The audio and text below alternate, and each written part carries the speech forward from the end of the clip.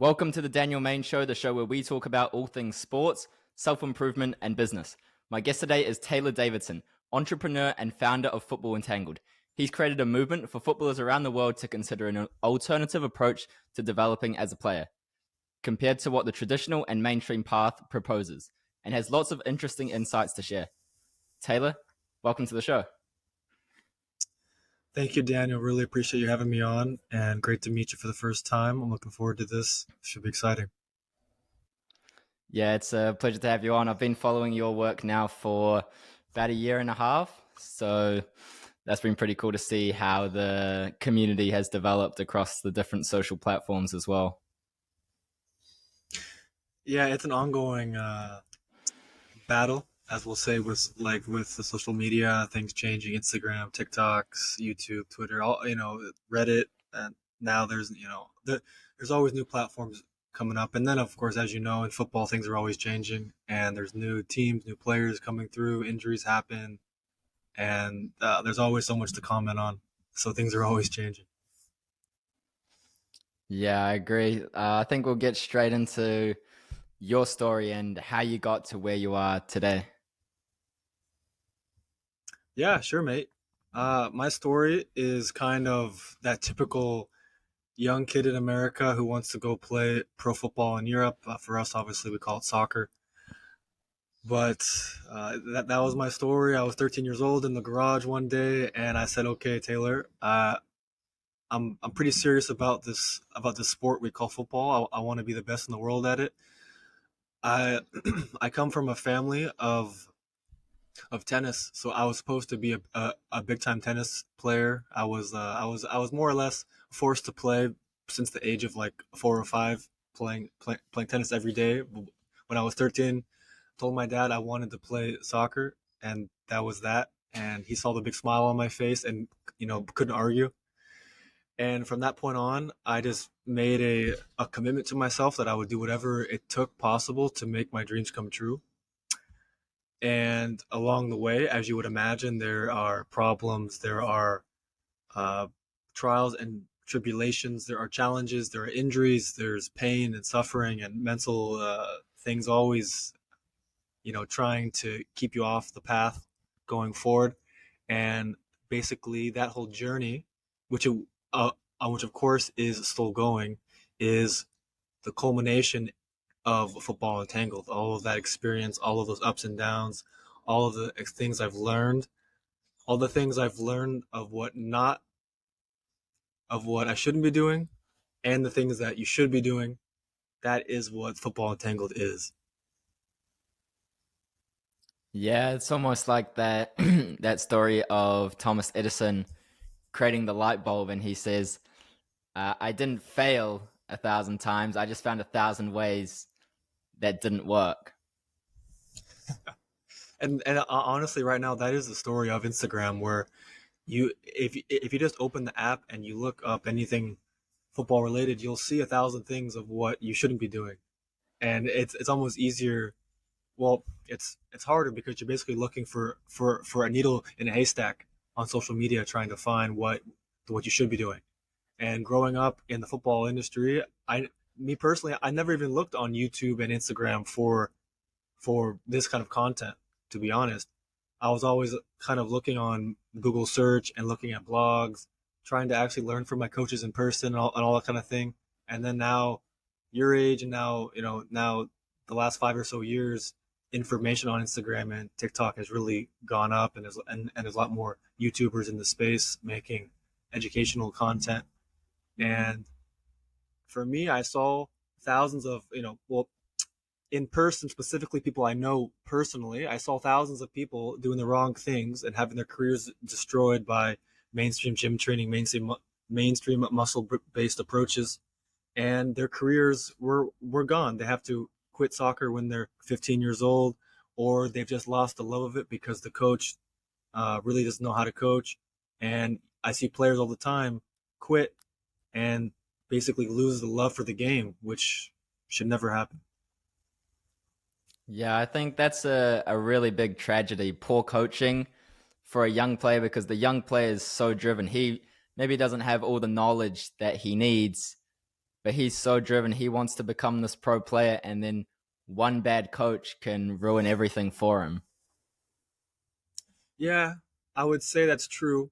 And at the same time, it's a big mental challenge or a hurdle that as a young footballer, you do have to deal with and have to overcome because ultimately the coach is a coach. He has thousands of players in his career that's on his multiple teams. If you're playing for a coach at the youth level, I'm sure he has more than one team, so he's seeing a bunch of players. And ultimately, it's your career. It's your responsibility. So you have to overcome these things, or else you'll be the one dealing with uh, regrets your whole life of what could have been. So that's where the mental strength has to come in and to be clear on your purpose as a footballer and not let one guy ruin your whole life for you basically. And it just goes back to controlling what you can control. And you can't control a coach's emotions or a coach's emotional trauma that he might be taking out on the players. You have to separate these things. Yeah, I think a lot of young players, especially, get caught in that victim mindset. And you Yep. see a lot of these guys that end up around 25 years old and they're like, I could have been pro, but I got injured. I could have been pro, but my coaches were this, or my parents were that. And it's like, there were things that you probably could have done to steer the ship yourself, but you just chose not to do them. You chose not to go deeper into subjects. That is 100% on point. I think a quote that I've had is people will use the things outside their control to rationalize not changing things within their control. And that's a common thing I see all the time.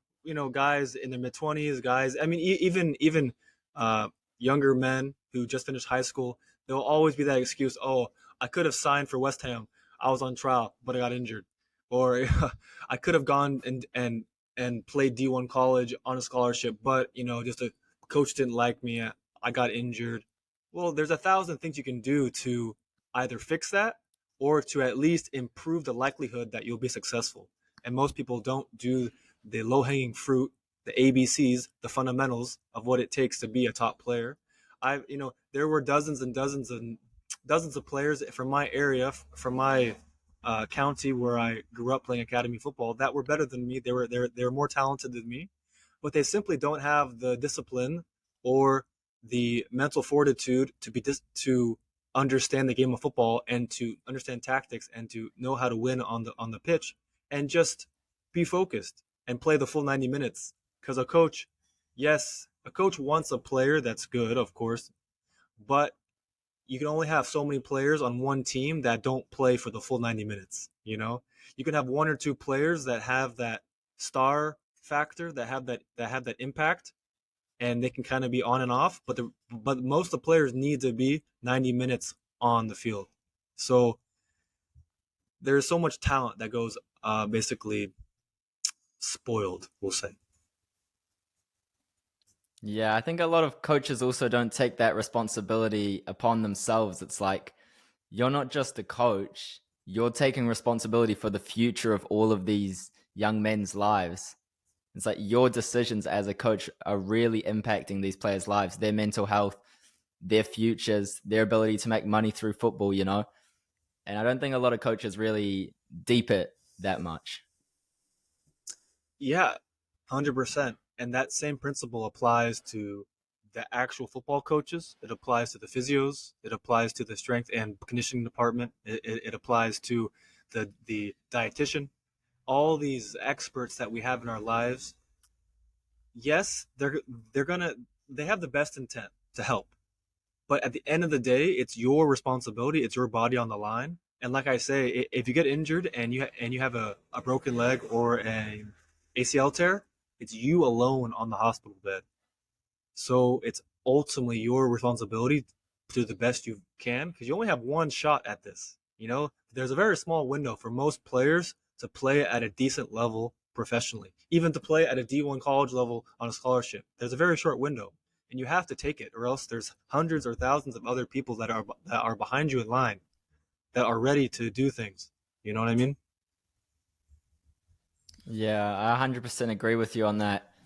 Was there a point in your journey where there was just like one specific moment where you really started kind of waking up to, I got to take responsibility, and all these so-called experts maybe don't know that much about what they're talking about? Yeah, the way that I've answered this question before is there were multiple stages, but there was one big one that we'll focus on. I was about 18 years old, just finished high school. I got the opportunity to go play in Greece. I was on trial at a club called Panathinaikos, which at the time they were in the Champions League, Europa League. Another club called Ike Athens, which is now they're pretty much like Europa League, a Champions League team. At the time, they had just gone down to the third division because they went bankrupt, but they're one of the most famous and biggest clubs in Greece.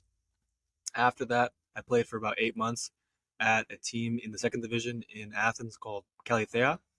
And the big moment was where in the warm up before a big match, where my agent was saying, "Hey, if you play well in this match and you do well, the following day the team's going to offer you like a long-term contract with the first team." So obviously there's pressure on the table. I mean that was the time to shine, so to speak. And in the warm up for that game, I fractured my foot. Just jogging by myself, heard a loud crack in my left foot on the fifth metatarsal. It's called a Jones fracture. And literally no one touching me, no one around me, just crack. And not all my dreams, but most of my dreams down the drain at that moment in time, where I couldn't even walk. The coach is like the coach saying in basically like broken English, saying like what happened, like how is this possible? And from that moment on, I just was, for a short time, I was like, why me? Why me? Why me? Like makes no sense. I don't deserve this, etc., etc. But you realize, okay, now uh, that was when it really became clear to me that I need to figure this out because no one else is going to help me. The physio on the team in Greece that knows no English is not going to help me. He doesn't care if some random American kid leaves. You know, you have to perform and stamp your place in the team to earn a contract and to make a career for yourself. And that comes from your health, it comes from your diet, it comes from your recovery, it comes from every single aspect of your life that's going to influence your performance. Yeah, I know my story was actually funnily quite the same. Maybe Mm-hmm. it's kind of a common pattern amongst us guys who get injured for a long period of time, and then we sort of realize that we need to find a different way. Like these crisis moments are sort of wake up calls for us. Because I spent Mm-hmm. 2019 pretty much injured for 12 months, had 16 months where I didn't play a competitive game, just struggling with inflammation and pain, mostly in my groin area. And Mm-hmm. yeah, like physios, massages, all this stuff, and none of it helped. And then I had to find a different way. I had to learn it for myself. I had to research it online and trial and error. And then eventually you sort of get down to the truth. And that's what is natural. It's aligning yourself back to nature, living like you were meant to live. Mm-hmm. Well said, Daniel. And basically, what you've gone through is the hero's journey, and you've been introduced to the pain teacher, which is a term that Paul Chek came up with. And this teacher of pain basically introduces you to the reality of what you were not willing to look at before, and the pain forces you to acknowledge new information. Yeah, I 100% agree with that. How did you really start diving deep and realizing that being with nature and aligning yourself with nature was the way to go? Was it sort of a gradual journey, or it just comes suddenly when you had the challenges and the injuries? Or explain that process a Well, little bit more. yeah, yeah. The funniest thing, man, is looking back, like back at your age, I would never have thought I would be talking about nature or even using this kind of terminology. But ultimately, it just is because of I was always having my North Star on results. I just want results. I just want perfection. I just want to be the best. And you go through thousands and thousands of things, and eventually you find yourself back at square one, looking at the fundamentals, and those fundamentals are nature. And if you have any kind of rationale, you'll understand that you should try to reverse engineer what is already working at the top level, and that is so-called natural God-given talent. You know, Messi, Ronaldo, Neymar, these kind of players, which the mainstream says, okay, they're just gifted, they're special, we can't touch them, we don't know how they were made, and so let's focus on the rest and ignore the so-called outliers. But those outliers are the ones that you should be trying to look at to figure out how they are who they are. And so for me, my journey, let's say where I started all this research after this first big injury, was diet and nutrition. Because growing up, I was kind of overweight as a young kid and was always insecure about my body and all that stuff. And now it's opposite, where I'm always the first guy with my shirt off at the beach, all that kind of thing. And so, of course, with the mainstream understanding of health, the first place I looked was, okay, what should I eat to lose weight? Just, a basic premise like that. And so that's where it all started, going into nutrition when I was 13 years old, researching podcasts, YouTube videos, trying different diets, keto diet, paleo diet, plant-based, vegan, vegetarian, pescatarian, all these different versions of the same thing. And of course, as anyone will know, when you start this journey down diet and nutrition, you'll get supplements, you'll get diet programs, you'll get all these expensive pills and even like therapies that trying to fix some random metric that they come up with in the science, so to speak. And ultimately, after many years of that, you come to a conclusion where nothing can beat real food, real life. Jack Kruse has a saying about the three-legged stool of nature, which is light, water, and magnetism. And then there's a great guy named Johannes von der Planitz who talks about the importance of real food. And I say real food, that word real is very loaded. There's a lot of meaning behind the word real, because nowadays we don't know what real food is. The average person is their paradigm that real food is something that comes in a vacuum sealed box in the grocery store that says paleo and says sugar free and says low calorie or low fat. And this basically is paramount to astronaut food. If you imagined a prison on Mars, think of what kind of food they would feed prisoners on a space planet. It's the same food that we're eating. It's a vacuum sealed garbage from a laboratory that we buy in a box on the shelf in the store. And that box has been sitting there for how long? A month, 2 months, 3 months? Like, when was the last time anybody actually felt the earth, felt the sand underneath their bare feet? Most people, it's not very often. For you and me, I'm sure it's more often. And then even things like, when was the last time any of us actually had fresh milk from a cow, straight from the cow, unrefrigerated, in a glass bottle, freshly milked? I even myself haven't had this yet, because it's hard to. Nowadays, it's hard to get this. It's hard to have the ability to access real food. Of course, like, you can get raw milk, depending on your country, but but to get it unrefrigerated, fresh from the cow, like you would back in the day, is very hard these days, and you have to really make good connections with local farmers. So that was my little rant to answer your question, Daniel. It's becoming a lot more difficult to be healthy in the modern day. Hospitals are Mm-hmm. pushing all of this. There's so much information that we need to sort through. There's these corporations that we rely on for food. And when corporations supply your food, they supply it to a mass market.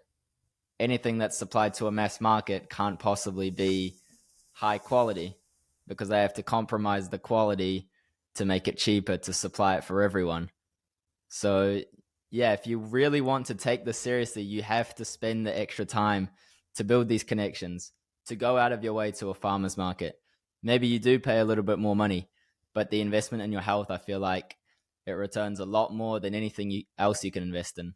A lot of people buy clothes and shoes and whatever, but I think if you can invest in your health as a footballer, I think that will pay dividends. Without a doubt, I think people have a really skewed priority uh, of their life. They don't understand that health is wealth and wealth is health. If you don't have health, you don't have wealth. And there's no point in being rich if you're fat and pale and you don't know how to walk correctly, and you can't even lift up your grandchild or go play sports for fun on the weekend. There's no point.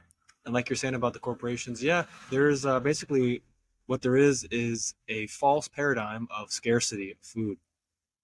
Modern agriculture, which is called monocropping. Mono meaning one crop.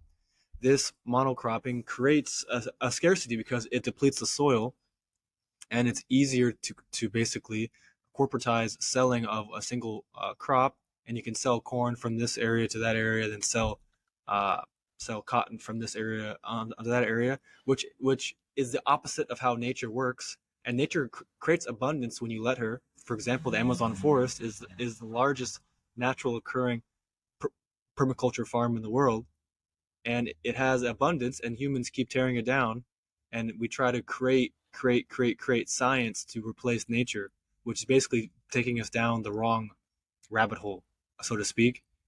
And what it does is it makes people think that food is scarce. Food is not scarce. Humans have terrible farming, which creates scarcity and low nutrient food, which then creates more problems in the health industry, which then creates more money because then everyone is sick and they have to go to doctors for help. If you and I and every other athlete and every other person on the planet were were completely healthy, no problems, great skin, lived super long lives, then there'd be no there'd be no money in the industry for doctors and therapists. You know, a cure is bad for business, as they say.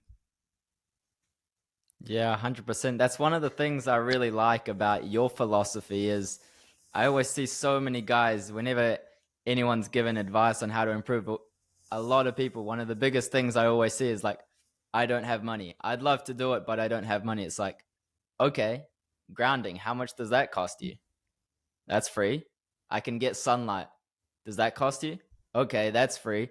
And these are the things that are actually going to move the needle for you. These are real things that aren't going to have side effects as well. Yet people will still save up their money to get the latest recovery gadget, compression boots, or massage gun, or whatever it is. Oh my God, the amount of people in my DMs that ask me about this massage gun. It costs like $250, like the real one, and like my like the one of my courses costs less than half of that. And with my course, you have a lifetime of knowledge and value that you could use to multiply your results on the pitch and off the pitch. All these things are going to help your mind in business, in life, in relationships, in dating. All these things help everything. That's why I talk about the root cause as opposed to the symptoms. If you buy any kind of program and you think and it's just meant to fix this one unique specific problem, and then it ignores the rest of your life, then it's not truly a solution.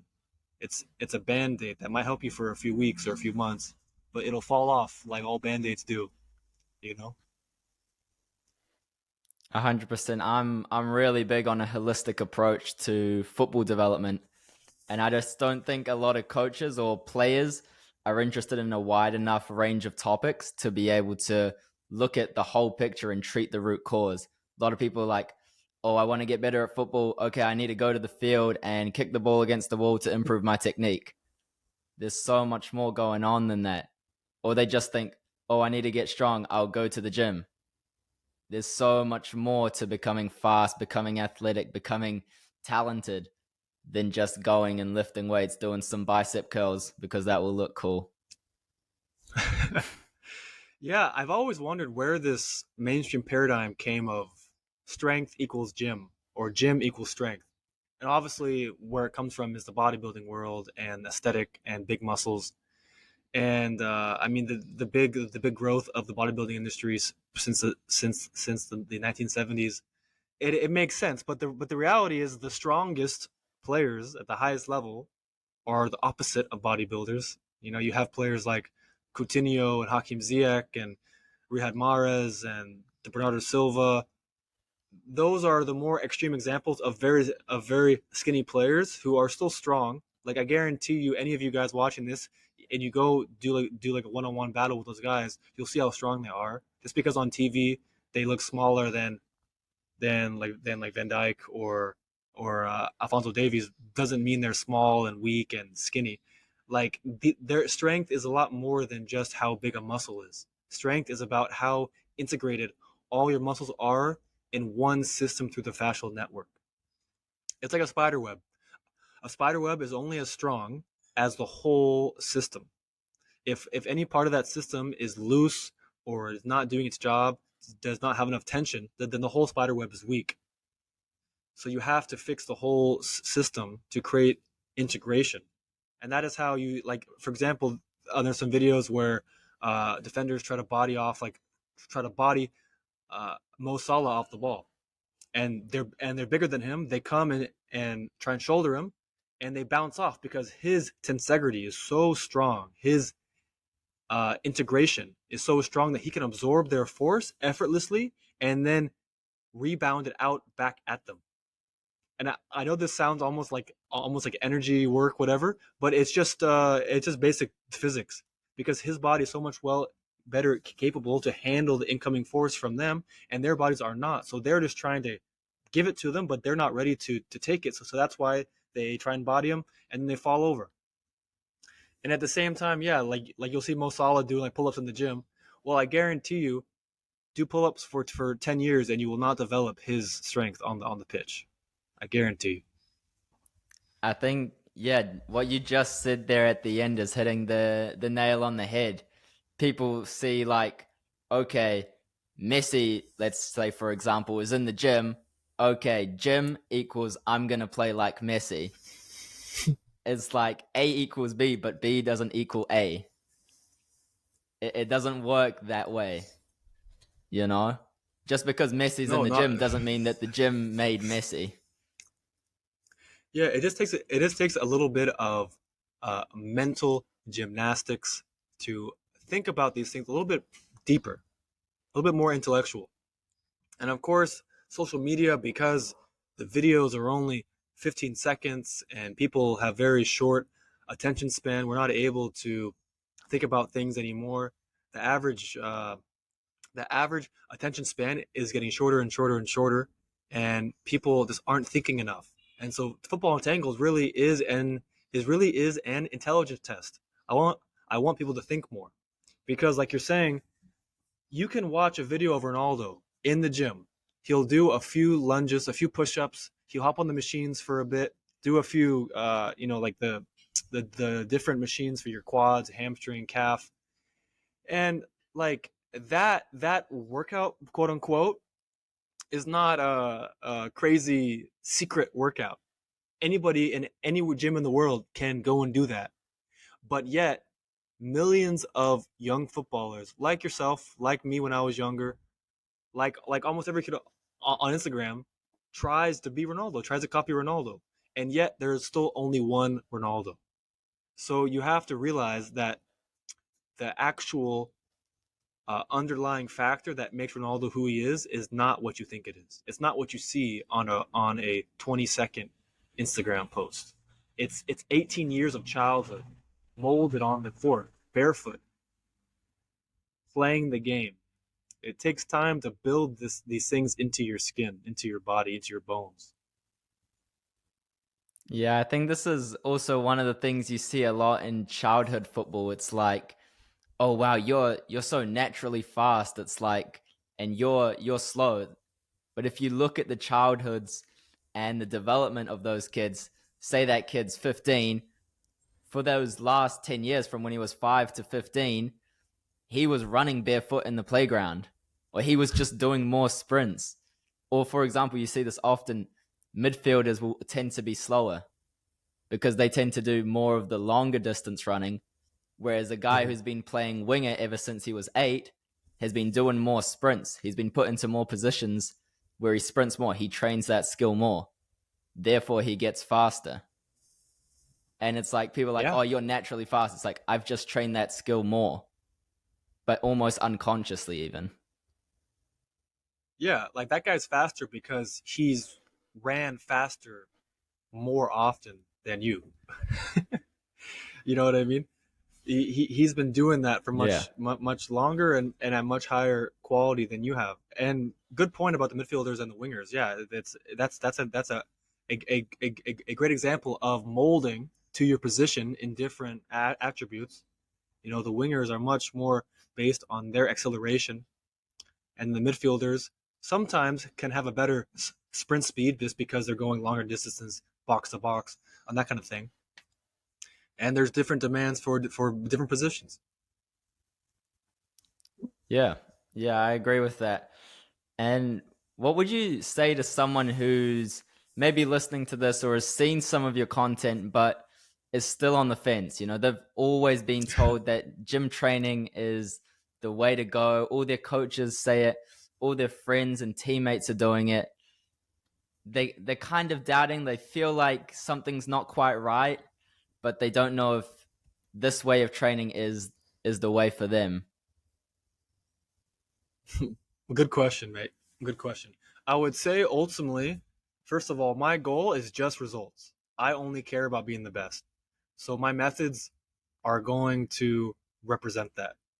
And at the same time, I want you to look at the best players in the world, Neymar, Messi, Ronaldo, the players that you want to be, the players that made you fall in love with the game, and look at their childhood. None of those players have mastered a back squat. None of those players have been repping out hex bar deadlifts 4 times a week with their with their powerlifting coach in the gym. These players are the epitome of natural talent. So your top level goal, your vision should be to replicate or to reverse engineer what makes top level natural talent, and that's what Football Entangled is. And all these things, you can do it for free. You can try all my stuff, give it a go. It works. People love it. All you have to do is try it. And if you don't love it, no worries. There's no worries. There's plenty of more people that want to aspire to be the best. And I wish them good luck. And I'll be here when they're ready for the real thing. Yeah, I think that's an important message for anyone that's watching this who still is on the fence and still doubting. I think everyone should just give it a go. But also with that giving it a go, it's also important. I also see a lot of guys who are like, okay, I'll just do these towel curls for 10 minutes. Oh, I didn't become a natural. Like this doesn't work. It's like this also takes time to mold and actually see the results with it. A lot of people, again, because of TikTok and these short attention spans, they want the results to come fast. And you look at the best, they were molded over 15, 20, 25 years to get there. Yeah, I know. People are very what's the word? People are very um blanking, but people want results quick.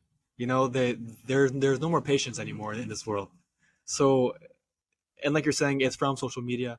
And yes, Messi, Ronaldo, and any player playing at the level, playing in the Premier League, any player playing in the Champions League, any player playing in the Europa League, they've been molded over decades. So, towel retractions, the way I phrase it, this exercise is the tip of the iceberg. It's where everything starts. Because if you do not unlock this level, all the next levels of the training will not help you because you don't have the foundations in place. So that's the other thing about the whole world of training is there's no unified system. There's no approach. There's no okay, you start here, then you do this, then you do this, and then you reach this level. It's so scatter approach where you have a strength program and then a speed program and then a mobility program and then a stamina program, all these separate things trying to target the symptoms of success in football. But the reality is all these things is you're just kind of playing like whack-a-mole and you're just going in circles, not actually achieving any kind of permanent change in the human body. And so my system is on a tiered approach where you start from square one, you build the foundations in the feet and in your biomechanics and in your muscle tension and in the mind as well.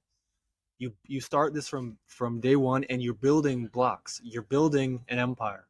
of yourself. And if you try and go to the higher levels too fast, then the whole thing crumbles and falls apart. That's how life works. And so that's how my system works. And that's why, to me, it's always confusing why people freak out on social media, because they think, oh, this one exercise and then I'll be messy. No, of course not. And for you to think that shows a total lack of social reality and understanding of what the world is. Yeah, I think that idea of treating the root cause is so fundamental because for some reason all the experts have been hooked on this idea of skill transfer. If I do a back squat, then I'll run faster or play football better. But if you just think Yeah. about it logically, if I do a back squat every day for whatever 10 years, I'm going to get really good at doing a back squat. But that doesn't mean that I've Mm-hmm. magically become a good football player. Whereas if I played football every day for 10 years, I can almost guarantee that I would become a better footballer. Like, people think like these things magically transfer over, when most of the time it's just a skill that you learn. Yeah, 100%. If you play football for 10 years, I guarantee you'll be good at it. I guarantee it all my life. I guarantee it. Unless, well, okay, I guarantee it. You'll be good at it. Like, trust me. And then, like you're saying, for me, this was a really enlightening moment where I came to this epiphany. I said, hold on a second. All of the sports science world, all of the gym training, all of the powerlifting, all of the strength and conditioning, there's a giant underlying assumption that no one wants to talk about. And it's what you just said, transfer to sport. There's so much theory and assumption. They just assume, okay, because we're going to strengthen your hamstrings and your quads and your glutes and your abs and your back in this back squat, somehow, like you said, magically, this is going to transfer into you running faster, being better at your sport. But that A to B, that point where you jump off, there's no connection. That's not reality. And it's so much assumption that gets put into a player's lifetime of training choices, which is absurd for me. It's absurd. Yeah, it's quite funny looking at the quote unquote modern science, and you always see these guys that are like, "Where's your studies, bro? Where's your studies, bro?" It's like, give me the studies that this stuff transfers over. I haven't seen them. Yeah, and there's plenty of science to show that a lot of the mainstream gym training harms coordination, harms neurological function for skill transfer. That's actually studied. And back in the 70s and the 80s, the Soviets had a lot of great sports science because the Soviets had a very unique situation. And here it is. Because of the type of government, sports scientists had access to the best athletes to study them because it was all funded by the government. Because the Soviets were really wanting to be good at sports. But in America, the best athletes, you cannot touch them. Sports scientists cannot perform tests on Kobe Bryant or LeBron James. No one's taking a muscle biopsy from LeBron James. They'll never happen in our lifetime. So we don't actually know how their bodies work. All the mainstream sports scientists don't understand how their muscles actually function. And there's a great guy at Cal State Fullerton in America named Dr. Andy Galpin who has said as much on podcast that in America we'll never be able to actually look under the skin of elite athletes because their bodies are worth too much money. And so back in the 70s, in the 80s with the Soviets, this was a unique opportunity where those scientists could do that because the athletes were owned by the government basically. They weren't their own individuals with contracts with agents and stuff. So there's actually a lot of great science back then showing how barbell back squatting, deadlifting, all the normal gym stuff does not actually improve athletic ability, and actually it dampens it and it causes injury. And just to finish that point up about on Instagram and saying where's the science, well, if you actually look at the science, you'll see these 8-week, 12-week, 16-week studies where they take a group of volunteers or they take a group of amateur athletes, usually like untrained volunteers, and they'll do some exercise. They won't control for all the other factors that could affect the results. And then after 16 weeks, they say, hey, there was a 5% increase in hamstring muscle strength based on this based on doing the same gym exercise on day one and on week 16. This is like the science is so weak.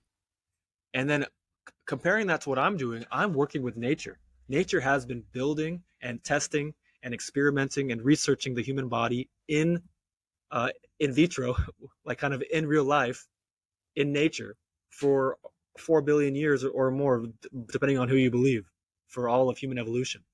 So that's the real science, because nature has no room for no margin for error. If nature messes up, we're we're all we're all done for. We're all dead. Okay. So in nature, there's no margin for error, because if you mess up, you get eaten by the predator. You get uh, there's famine. You can't reproduce and pass on your genes. Your bloodline is gone.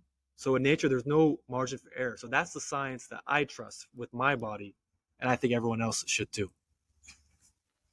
Yeah, I think you've hit the nail on the head there. A lot of modern scientists and all these experts think they're so clever. They're like, oh, here's a new study. We've found a new method or a new hack or a new gadget that will help you improve. And then a year Mhm. later, no, scratch that one. We've actually found something better. A year later, no, scratch that. We've actually found a new method. And it's like, truth is usually fundamental. Does not change. Truth is just simply truth. But science, why does Yeah, it keep changing? If you stumbled across something that truly works, always, it would not change. But in science, everything's always changing. yeah. That's the brilliance of marketing, man. Because you have the new hot supplement or the superfood from Colombia.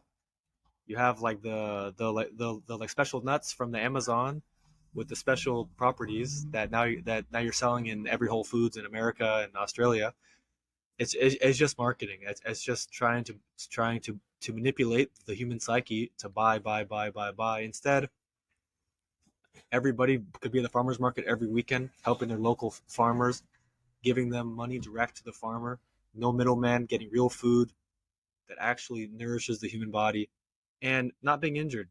There's no reason, like, people don't need all these doctors and surgeons and therapists. Yes, if you break your leg in a car accident, Western medical help from doctors and hospitals is brilliant. They will save your life for sure. But everything else, as far as preventing illness and preventing dysfunction, it's not what it's designed for. Yeah, 100%. I completely agree with the philosophy. I think definitely more people are starting to wake up through creators like you. There's other creators starting to share more of this alternative way of thinking. And I think it's a super important message to spread in the world right now with so much information out there. And especially young people spending so much time on social media, they're consuming all this information. They don't really have an experience of the world to be able to come to their own conclusions. I think it's vital that people, like you said, go back to a fundamental approach. They just focus on the truths of nature that they can hold up in the sky and say, yes, this is not going to be overturned in 3 months by some new research study from the University of Arkansas. You know, the, these are fundamental laws of nature that will be there, or that have been there before you and I were born, and they'll be there far after you and I are gone. So that's where people should start, because these are undeniable critical laws of nature that nobody can affect. So that's what you can rely on and trust, and then from there you can build up once you have a good compass of what is reality. Yeah, exactly. Nature has not changed in 4 billion years, but the science is changing every day. So it's like, who are you going to trust? The thing that's been battle tested for 4 billion years now, and it's still stood the test of time, or this thing that's forever changing. It's like a lot of people are building their house or their development on shifting sands, as opposed to having that strong foundation of Yeah, truth. man. And you know what happens on shifting sands? the house falls apart and then they have to pay someone else to build a new house, you know? Yeah, so shifting sands, like you said, is that is kind of a fundamental thing of modern marketing to keep people on the leash, to keep buying new things and the new iPhone every year, all that kind of stuff. And like you said, go back to nature and you'll find the the correct path that will help you in life. Yeah, that's what I really like with what you're teaching. It's like, yeah, you do charge some money for the course, as you should. You've spent time to build up a brand and learn these expertise and put time into creating a course. I'm creating a course at the moment, and I know how much time it takes to do all the filming, script it out, edit it, put it together. But when you buy that course, there's fundamental truths in that. You don't need to go and keep buying the next course and the next course and the next course. You buy it once, you learn the truths, you put them into action, and they work for you. Yeah, the way of the natural, which was my first course and is my main course, is the combination of all of my knowledge that I've learned over the years. And this is, yes, it'll fix your injuries like right now. It'll get you faster, stronger, more powerful, and everything on the pitch. And it'll also give you a roadmap for your full football career to become the best you can possibly be and have the best, most fulfilling life you can. And it'll take you all the way so you're old in your 80s and you have all this knowledge to have perfect health and vitality. It's like after this, you don't need to buy anything more. That's the big thing. People don't even think in this approach where you make an investment in yourself that multiplies way farther down the line. And like you're saying, and kind of to echo what you're saying, people don't value themselves enough. People don't value their time enough because you realize I've spent tens of thousands of dollars going to different experts and having surgeries and surgeons and therapies and all these different modalities. And I went through all the years of actually playing football, learning what works, what doesn't from coaches. And if you just invest with me, you can save all that time and you can save all the money that you would have to spend to learn what I've learned. So you can, gain 10 plus years of experience and all this knowledge in 5 seconds if you just invest the money. And money is just a representation of energy, of time. The word currency is like current of a river. It's about energy flow. And so you're just giving me energy flow in exchange for me saving you all that time. And once you become a man of stature or a woman of value in this world, you understand that time is really what's valuable, and you're more than willing to spend money to save time because you can't get time back. Money is abundant if you have the right mindset, of course. So it's about time. Save your time so that you can live the best life right now instead of waiting and doing your own research. Well, of course, do your own research, but if you go down your own rabbit holes for years and years and years, you'll be stuck down there. When when you could learn from someone that's already done it, been there, done it, and can give you the guide and give you the hand to get out of it ASAP. Yeah, I really like that message. And also, another one of the things that I love that you're promoting as well, which I haven't seen too many other people talk about, is I see a lot of people, and it's a very kind of old idea that you have to make it by 18 years of age, or otherwise your dream's over. But what I love that you're teaching in that financial freedom for footballers kind of course is that, yeah, even if you don't make it by 18, you're in the position, you're stable financially where you don't have to go to university. You don't have to go work the 9 to 5. You can create a passive income using the modern technology tools we have available and spend more of your time training so that you can make it to the pro level, achieve your dream, even if it is at 22, 23, 24, because you have that time and you've built that foundation through financial freedom. Yeah, thank you, man. I appreciate that. That's the financial football course where I teach you guys how to make money online as a side income that will help your football career.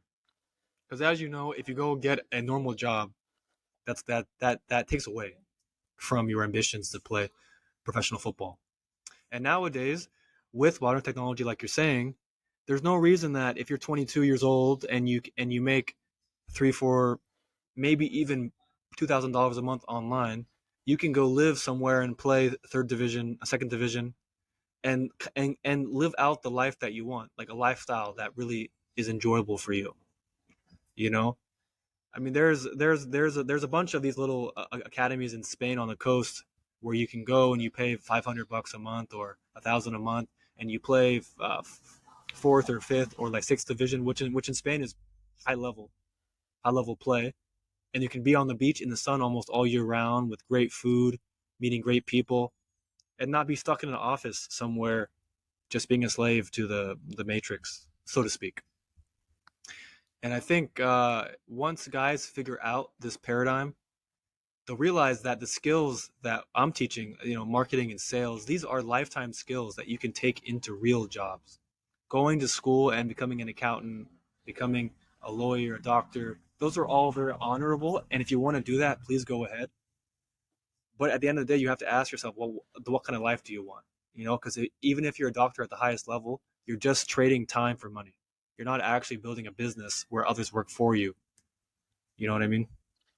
Yeah, 100%. I think a lot of people get stuck in that trap of like, okay, now I'm working for $25 an hour. Soon I'll get that pay raise and I'll get the $30 an hour. Maybe by the end of my career, I'll get up to 50 or 60 or maybe even $100 an hour. But still, Mhm. you're bound to your time. You have to trade time for money. You cannot make money in your sleep. Therefore, you don't have the freedom. That's right.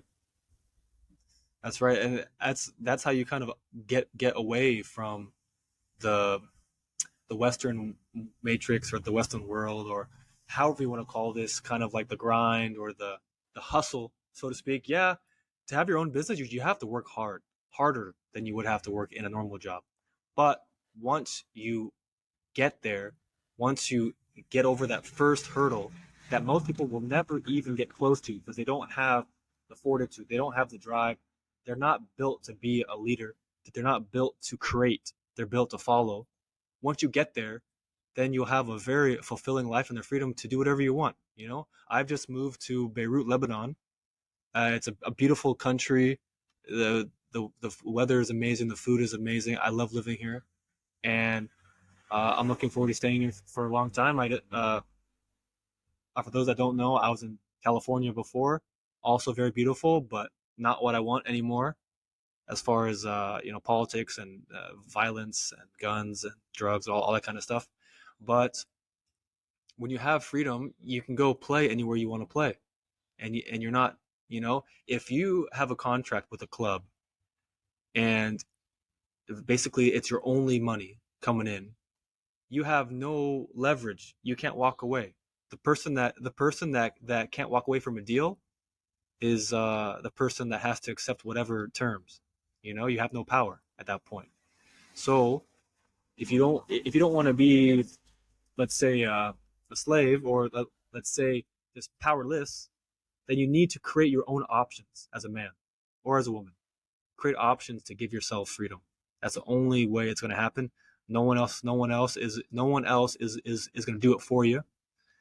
People will help, sure. Like, I'm here to help. I'm here to give you the tools, and and the same goes for my course, like the way of the natural and the tribe. I'm here to help as much as I can, give you all the tools that I can to level up every single fiber of your being. But ultimately, I cannot step on the pitch for you, and I can't step into the business world for you. If you want to create something, you have to do it on your own, 2 feet with your own two hands.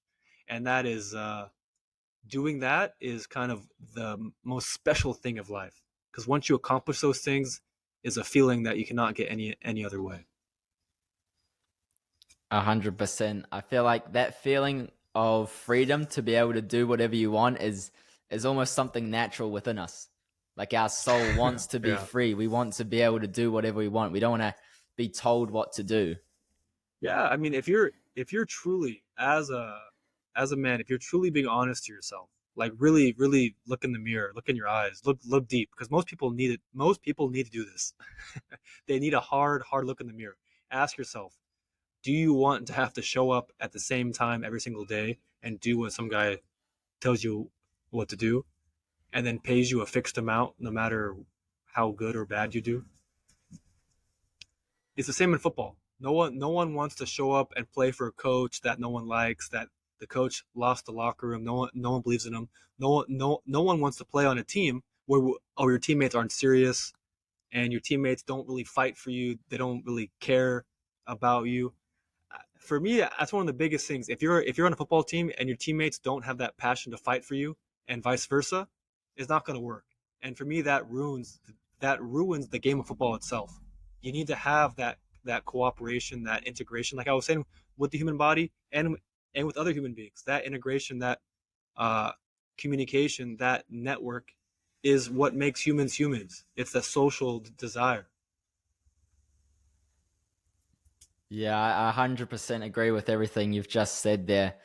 And I still think there's this old idea. I'm not even sure where it comes from, but you see so many people still have this idea of money is evil. Like rich people are bad. And it's kind of like having money is essential to living the life you want. Yeah, that's a big problem in the, let's say, like in the alt health space and in the anarchy space or the alternative medicine space. People have a very unhealthy relationship with money because this is actually part of the conditioning. Is if you think money is evil, then you'll never get enough money to do what you want and to help people. You know, if football entangled made zero money, then it wouldn't exist because I couldn't help people. I wouldn't have the resources and the time and the energy to help people and to create lasting life life changing results in other people because I wouldn't have the time, energy, or resources available to. So, and that's the core function of a business, is to make money. If a business doesn't make money, it's not a business. So many people go around, excuse my language, masturbating on business ideas and saying, "Oh, this and that, and I'm gonna do this, and have this marketing plan." And it's like it means nothing until you actually make some money, because money actually validates your idea and proves that it's a real thing that people actually want. Because I can guarantee you, thousands of people will tell you they love your new idea for whatever kind of business, to sell shirts with a hole cut in the middle or something like this. But until you try and actually sell that idea and you actually get money into your bank account, there's no proof of people like it or not. So yeah, money is not evil. Money is a means to an end. Like I was saying, money is currency. It's a current of energy that if you can gather enough of it, then you can change the world. You can make change in yourself and make change in your loved ones and protect your family and do whatever you need to do to make sure that everyone around you has the best life possible. It comes down to that. I mean, in the old day, we didn't have money as much. We had gold, of course, but we had goats and sheep and steel and iron. And we would trade these valuable goods. And so it's the same premise. It's just value. Is it energy transfer? Yeah, I think a lot of people use this idea of money is not everything, or money doesn't make you happy as a kind of like a cope to Yeah. not make money or not try and learn the skills to be able to make money. They're like, oh, well, it's okay. I'll be happy. Money doesn't make you happy anyway. But I'll tell you what, it definitely helps. And once you have that freedom where you don't have to stress about the next payment, or when bills come in, you don't have to stress about how I'm going to pay them. I'm sure that's going to help with your happiness. Obviously, if you get too far Mhm. down just chasing money, it will decrease your happiness. But it is Yep. a foundational tool that allows you to have the freedom to be able to actually pursue the things that will make you happy. Yeah, I would say for the most part, having freedom is a prerequisite to being happy. And usually, for most people in the modern world, a prerequisite for freedom is to have money. Of course, if you're born in a small village in the Amazon and you're not in touch with Instagram and you just live there and you have food for every day and there's no stress, then maybe you're happy.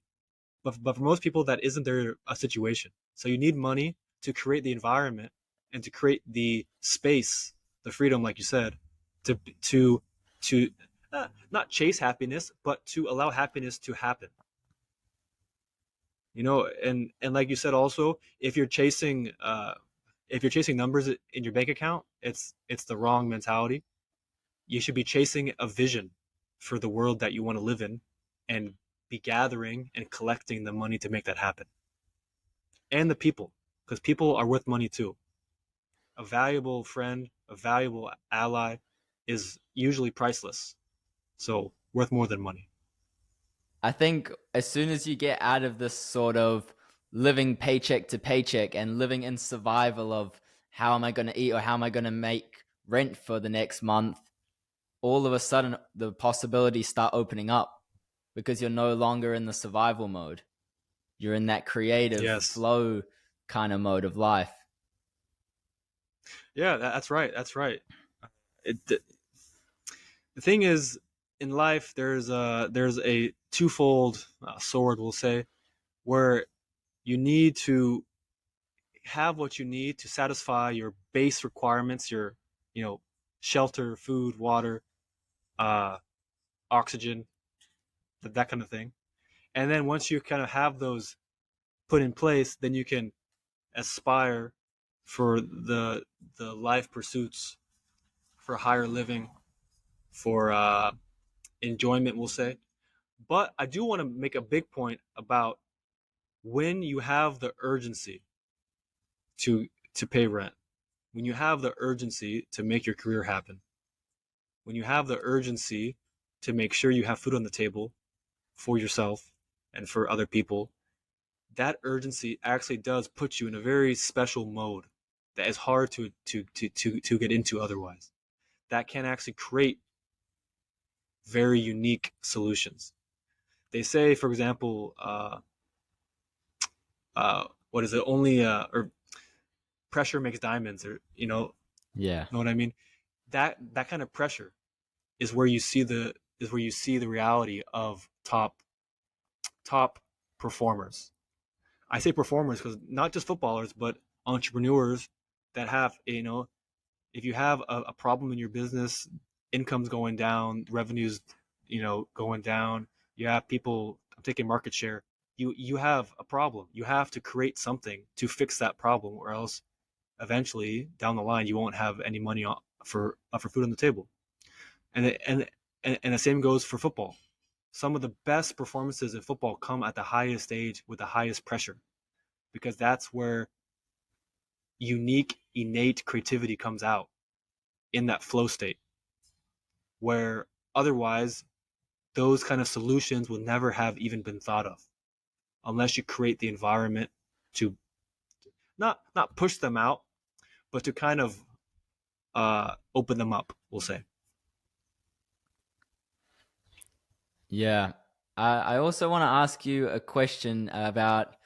I'm not sure how much you've gone into this kind of stuff, but I feel like you might be the kind of Mm. guy who's gone into sort of the spiritual space and gone deep onto Eastern philosophies and stuff like that. If you have gone into something like that, I would love to hear your journey and how that's kind of gone so far. Yeah, I would say, something that I do say a lot is a lot of my training, a lot of the work that we talk about in the way of the natural, in the tribe, like, and of course on social media, like, we do mention things about like meditation and some breath work and stuff, and we go much more in depth in that inside the tribe, in the way of the natural. A lot of these things, if you want to, like, when you're starting out, if you want to just view them from the physical side of things, that's totally fine. And when you're ready, those things can become spiritual. They can become something more, because, like I've mentioned before, emotional context is really important for human life. If you do all these things that I talk about robotically, just off a list, like, okay, check sunrise, check grounded, check meditation, check farmers market, without any kind of laughter and love and smile and passion and innate creativity, you're losing out on half of the enjoyment. And so, like you're saying, there is a spirituality aspect to everything that I talk about.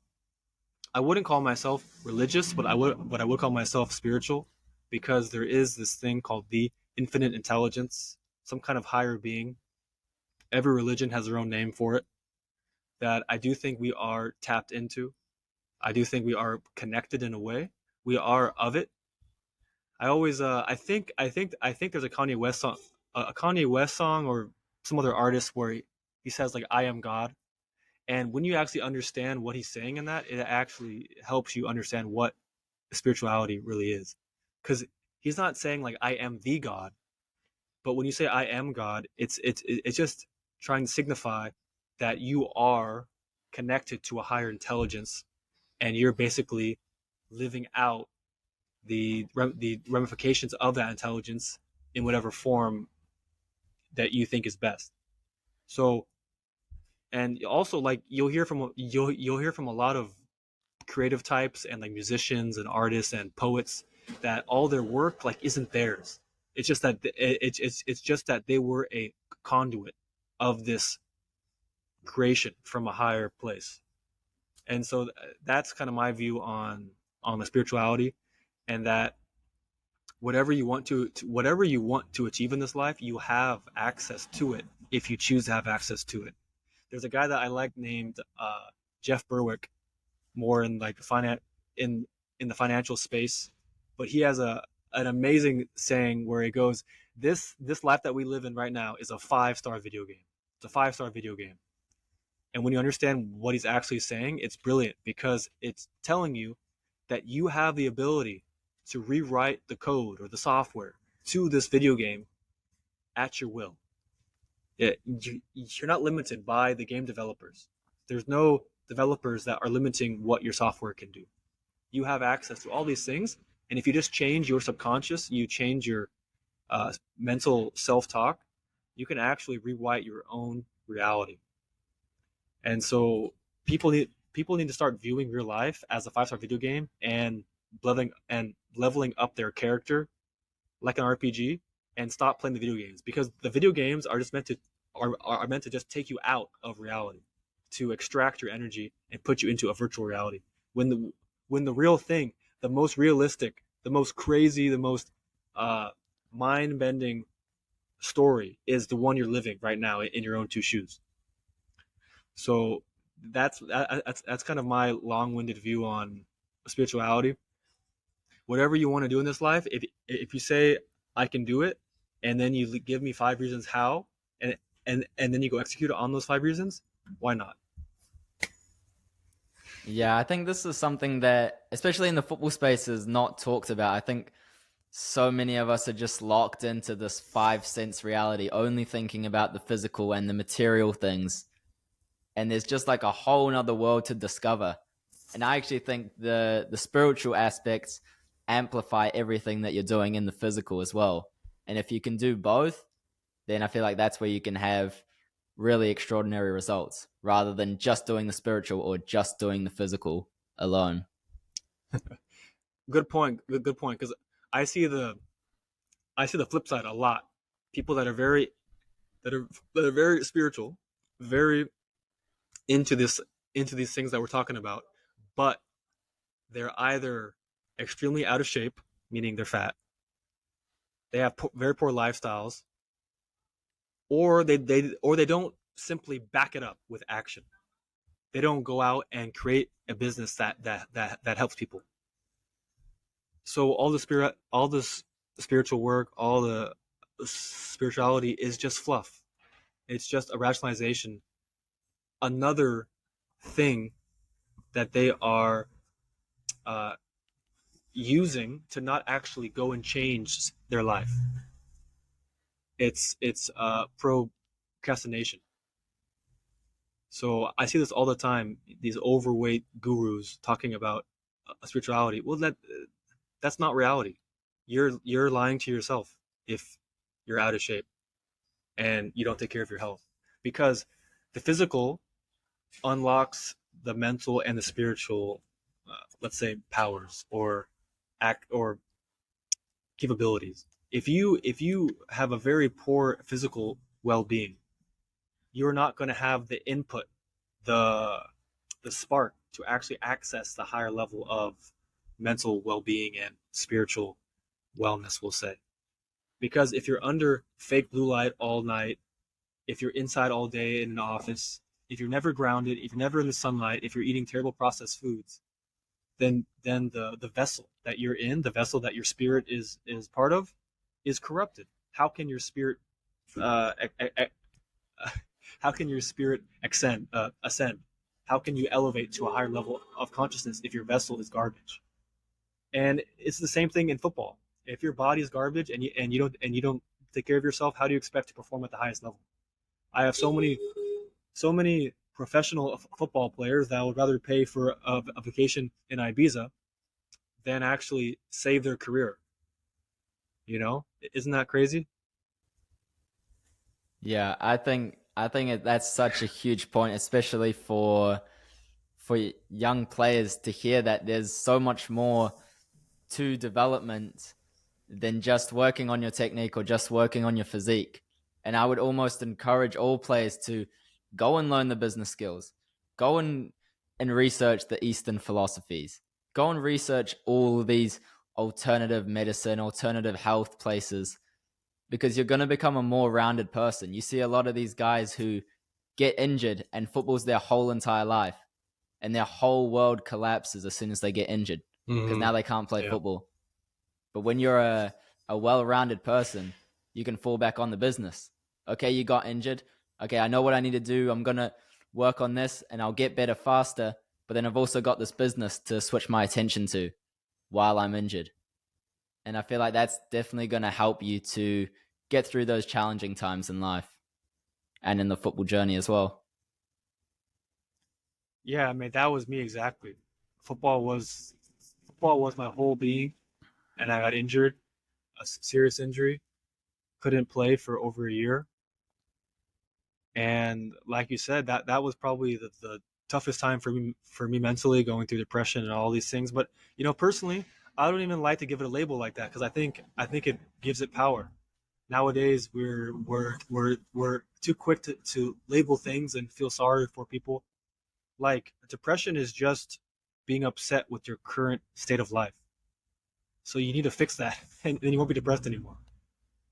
And everyone out there, you need to get off depressants, all the pills. Footballers, you need to get off the video games. There's no rationalization to justify playing video games. I know you love it. I played manager mode on FIFA for years. I won the Champions League with Plymouth Argyle on manager mode. So I get it. I've been there, but there's no solace. There's no benefit. You're just giving your energy away to a false reality when you could be actually multiplying it in the real world and creating a life that you absolutely love.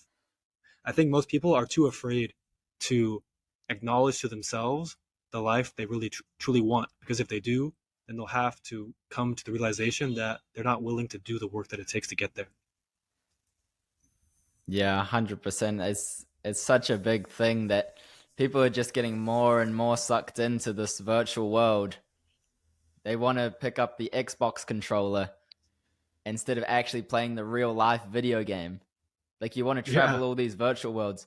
Why don't you learn the skills to make money so you can travel the real world, get real experiences, get to know real people, not just these avatars or virtual personas online? Yeah, I tell guys, like, when they join the financial football course, I tell them I'm looking forward to meeting you in Marbella, Spain, at our in-person summit. So right then and right there, I'm trying to set the expectation that you're going to make enough money to travel as you wish, so that we can do cool things and live a cool life, and not be just another average bloke who's not going anywhere, who's doing the same thing as they were last year. No progression in their life, and just more excuses going in circles and circles and circles. I personally, and I'm sure I'm sure Daniel, you as well, I just don't have time for those things anymore. It's just not worth my time. Yeah, it's like as soon as you start building these projects that you're actually pouring your whole soul into, it's like you see the video games, like I genuinely just don't want to do it. No part of me feels like I want to do that. Like I really want to wake up early and work on the business. I want to wake up early and get in the sun, and I want to go train. there's no even temptation. People always talk about, how do I stop this habit? How do I stop this habit? It's like, find something that you're just driven by, and you'll just completely forget about all of that. My best streaks on being consistent with my habits have always been when I'm just super focused on my goals and my purpose, as opposed to trying to think, okay, I'm going to try and build up a streak of not doing this bad habit. As soon as you start thinking about not doing it, you're going to do it. It's like, if I tell you not to think about a pink elephant, you're going to think about a pink elephant. Yeah, yeah, 100%. And this, like, for example, I'll just mention it because it's pertinent to our audience. Like things like masturbation and porn and having a streak of not doing those things. I guarantee you guys, if you go to the park and you lay out in the sun at the park, I guarantee you won't masturbate because you're not going to masturbate in the park. If you do, then you're going to jail. But but you have to replace bad habits with good habits. That's the big message here. You know, you have to actually create a strong and definite purpose, and that's one of the first lessons that we do in the course. Actually, is we need you on paper to actually take out a pen and write on paper what a true and definite purpose that you believe you're willing to lay your life down, both emotionally, physically, and with your time and your resources. And most people have never even thought of that. They've never even thought, what is my purpose? Because for me as a man, any day I wake up and I feel purposeless, I hate that. I hate that. It feels weird. It feels terrible. But why would I want to wake up without anything to do? Just to, like, directionless, without a flag, a compass. Every man needs a compass to keep them on the straight and forward. I think this is also one of the big problems with the modern world. It's we've sort of moved away from religion. People don't have a backbone anymore to fall back on.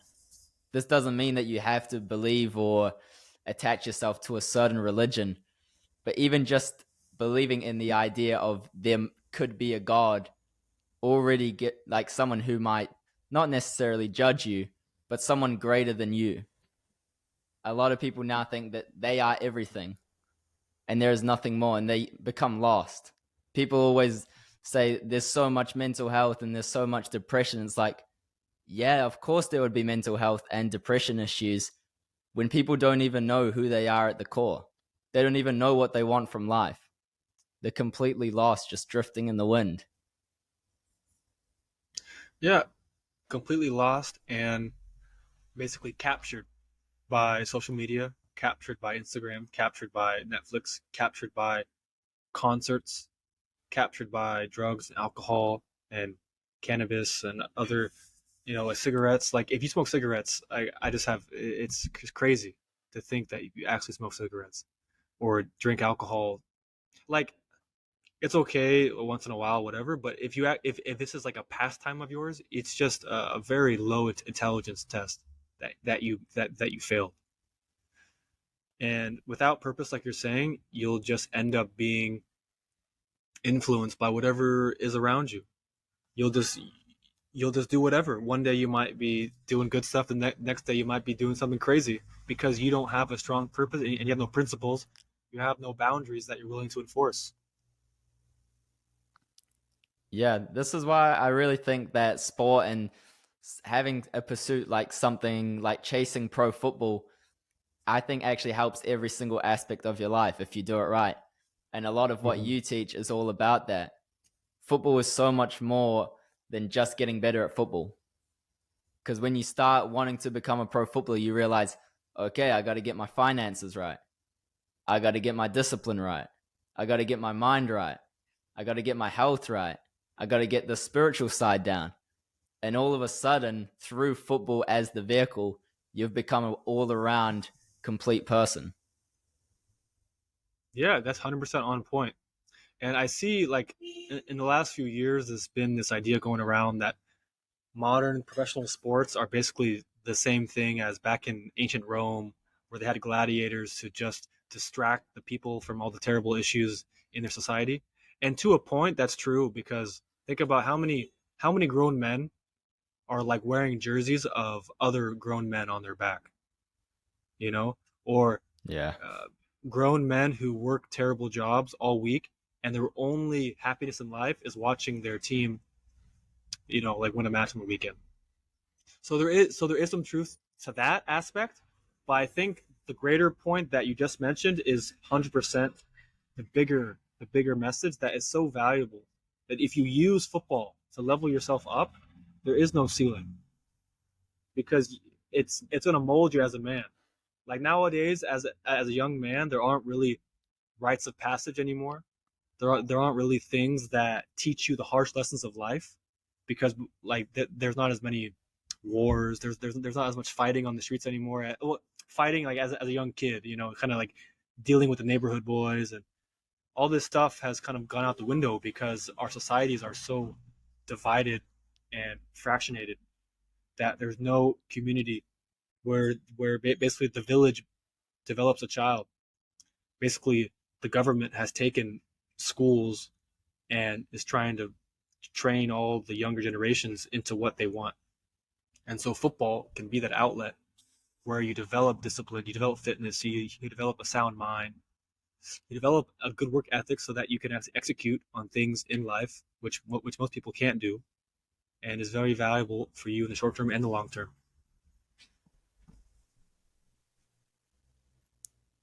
Yeah. Yeah, I completely agree. I think football should be used as a vehicle to better yourself in a holistic approach, like the kinds of things that you're teaching. And we've already spoken about a whole range of topics already on the podcast so far. But I also want to ask, what's your vision for the future of the Football Entangled brand? Where do you want to take this thing in the next year, 3 years, 5 years, 10 years, and beyond? Good question, man. When I started this whole thing, my long term vision was to create my own professional club and academy, which would live out the principles and the ethos that I talk about on the ground to create and develop and nurture talent. And I that for me that still is my long term vision down the line, which is kind of like the end goal of having my own professional club, my own academy to build players in the way I see fit. I think before that stage, I'd like to create a football agency where I combine everything that football thing does with actual financial representation of the players in their contracts and getting players signed to teams.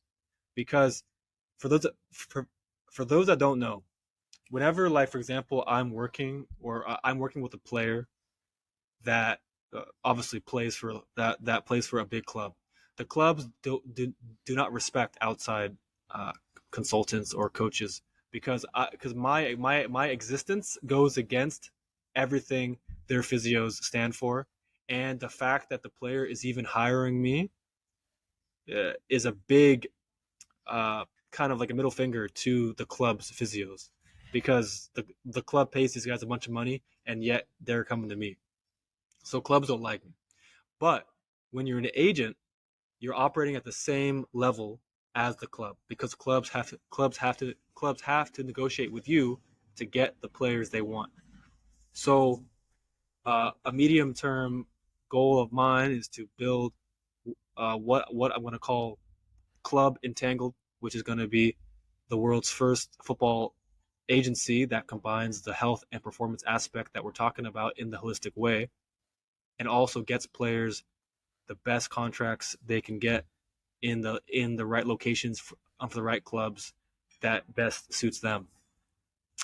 And I think in that medium term with the Club Entangled and the football agency, I'll also, you know, uh, be able to build out my own facility, maybe here in Lebanon, maybe somewhere else, where players can come in the off season, and we can do in person work at my basically like I'm like an office for me here, uh, with all the right things in place, like a farm and the right kind of area to ground, and the forest, the trees, the waterfall, the beach.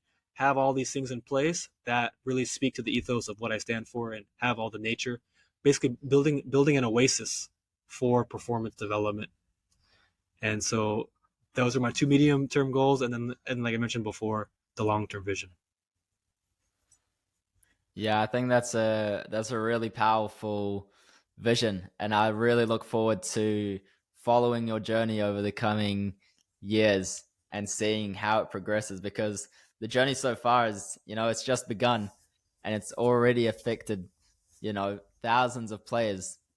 You've already amassed thousands of followers online, and more people are talking about this. Before you came on the scene, no one really spoke about this sort of alternative way of training. It was all about, well, look at what they're doing at the pro clubs. They're at the gym. So then that's what everyone else will do. Yeah. Yeah, and that's one of the most common things that I get in the comments, and then my response every time is, "Yeah, well, those guys are also injured all the time too. So, what's your point?" you know, people just don't think through things these days. Yeah, I agree. Everyone's just outsourcing their thinking to Google or social media or these other influencers, and people have literally lost their ability to think. It's like I always see this. Now everyone needs to use Google Maps to get somewhere. They've Yeah. literally lost the ability to remember how to navigate, because when you're driving without Google Maps, you have to be fully focused. You have to remember every Mm. single turn and street you need to take. And when you have the Google Maps just talking to you, you're driving on autopilot. You maybe have drove to the same place 10 times with Google Maps, but you still don't remember how to get there because you've been driving on autopilot. You're not focused. About the cars and Google Maps, I think it's a big one where, like you were saying, people are outsourcing their intelligence to the government or to the internet. And for example, how many people actually know the north, west, east, and south where they are? People have totally lost this core functionality of locomotion or navigation, which is like one of the most important things for human survival. And so, like you're saying, people go, why don't like big clubs do this? Why don't why isn't the stuff that you talk about on the first page of results on Google when I search? Well, mate, if the truth was on the first page of Google search results, then everyone would be healthy. Everyone would have all this stuff figured out. But obviously, they don't. And there's no benefit to this stuff being public information. So if you want a top tier life, you have to do top tier things, which means understanding your reality and having powerful information at your fingertips. Yeah, I think that's so important. We need to stop outsourcing the thinking and start taking power back into our own hands. We need to be in control of our destiny and not let social media or influencers or other agencies or governments decide our direction in life. We need to take control of that. Yeah, and the first way to start doing that is to level up your health so that you can think independently and not allow other people to use subterfuge and ruses to trick your mind into believing things you shouldn't be believing. You know, the fact that people believe the sun is bad for them is absolutely insane. You'd be dead if the sun was bad for you. You know, and there's things Yeah. like people are eating people are eating foods that people are eating foods that aren't food. People are doing training that's people are doing training that's not training. People are doing therapies that are not therapeutic. All of this mindless mobility work and stretching and gym work and strength work and power, all these things don't actually change how your body functions at the base level.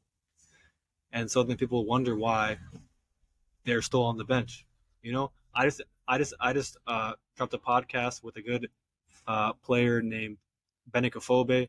He played at Arsenal and a bunch of other clubs in England, and he told me straight up, the players on my teams in my locker rooms, the ones that were always in the gym the longest, were the ones that were always on the bench, always the ones that were getting sent away because they weren't as good. Yeah, I totally agree. People are just focusing on the wrong things. If you want to get better at football, not doing a back squat like we talked about. Yeah, people have a total lack of understanding of their end goal. What's the end goal that you actually want? What's the vision that you actually want? Because if your end goal is just to get better at the back squat, then go be a bodybuilder or go be a power lifter. The end goal has to be football. Has to be an actual tangible thing in football. That's where pe- people get lost in the woods, where they get stuck trying to master a certain drill or master a freestyle juggling, and then of course they become a freestyler and not a footballer. You know, so you always have to keep in mind what is your north star, and that's football. And the Brazilians do it the best, to be honest. Just the culture, obviously also Argentinians. So don't get mad at me, guys from Argentina. Like the culture of football is there, and they understand what winning in football is the goal. If the goal is not to be a good looking aesthetic bodybuilder, yes, of course, there's no reason that you can't have both. But being a bodybuilder and building that kind of specific physique is not going to transfer to football in a way that helps you. Actually, it'll hurt you more often. Yeah, I think that's so important. And before we wrap up this podcast, I need to ask our signature question here on the show, which is what impact would you like to have on the world before you die? And what legacy would you like to leave behind for future generations? Hmm.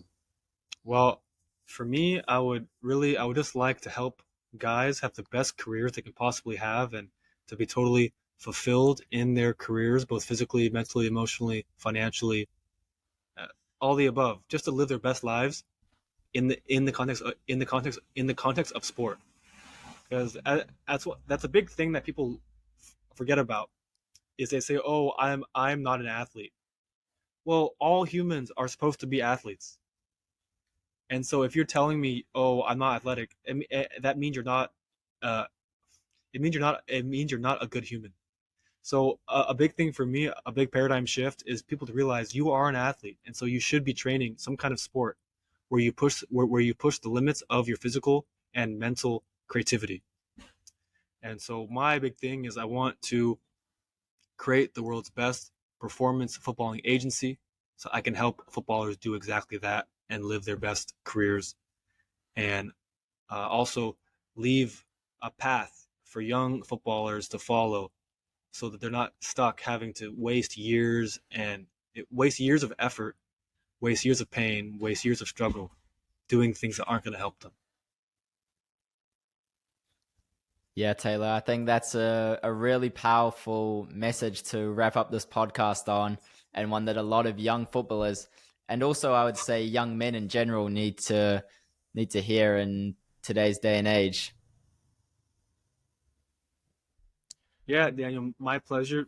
Thank you so much. And of course, even though football Entangled started 3 years ago, to me every day feels like just the beginning because there's so much more out there to achieve. There's so much more excellence to strive for, and that's what we stand for. And I'm looking forward to every day.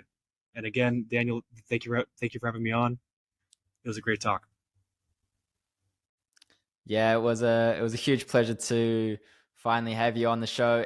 Everyone who's watching this right now, make sure to check out Taylor Davidson at the Entangled Footballer and the Football Entangled pages as well on Instagram and TikTok and YouTube. Make sure to give him a follow and follow the journey as well because like he said, it's only just the start and there's a lot more exciting stuff coming out from this movement in the coming years. Thank you, man. All right. That's all for this episode of the Daniel Main Show with Taylor Davidson. I'll see you all in the next one.